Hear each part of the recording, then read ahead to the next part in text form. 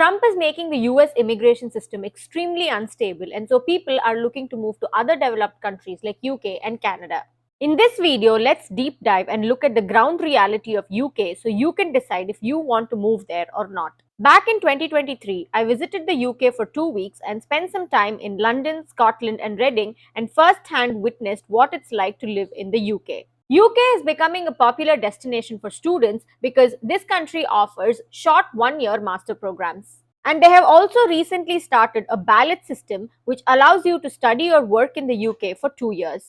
Now, degrees in the UK typically cost less than the traditional 2 year master's degrees offered in Canada and the US, which allows you to enter the workforce quickly. The problem, however, is getting a job after you graduate. Until very recently, as a graduate, you could not work in the UK, but now you're allowed to work for 2 years after graduation, during which an employer must sponsor you a work visa. You see, UK's GDP is heavily reliant on London being the world's financial hub. London accounts for 22% of UK's GDP, and this is an insanely high amount of dependence on one city. And outside of London, there aren't great companies or industries that can pay hefty pay packages in the UK. In fact, if you look at the top companies, except for two pharma companies, the rest are consumer goods companies like Unilever, British Tobacco Company, etc.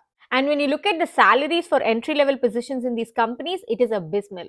A supply chain graduate in these big companies in UK makes £37,000, while an MBA graduate makes somewhere between 40 to £60,000. This is almost half of what a graduate makes in the US and significantly lower than what you can get in Germany or Canada.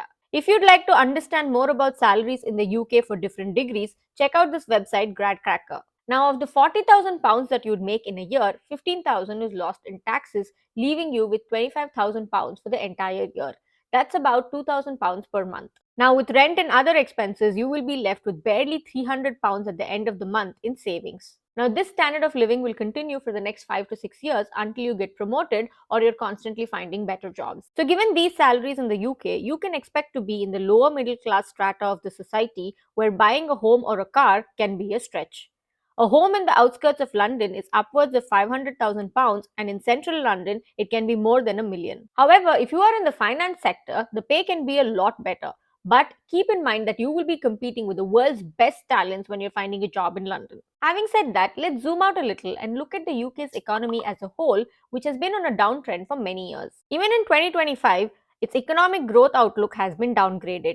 So, unless you have no other prospects and living in your home country, be it India or anywhere else, is not providing you the growth that you're looking for, then maybe moving to the UK is a good option. However, keep in mind the risks and make sure you set expectations accordingly. It's important to remember that UK was once a celebrated nation, but it has been in the downtrend for many years. This can turn around and nobody can say for sure. Now, there are many universities that set up marketing events in India, Bangladesh, and Africa to attract students to move to the UK because international students are a huge revenue boost to these universities. But what they don't tell you is the full picture of UK's economy. So, don't fall trap to deceptive marketing. Of course, UK can be a great place to move if you're admitted into the top universities like INSEAD, Cambridge, or Oxford. The top 1% will thrive no matter where they move. But if you fall on the lower end of the curve, then keep an open mind and make decisions based on your situation. I hope this video was helpful, and for more such career insights, subscribe to my channel.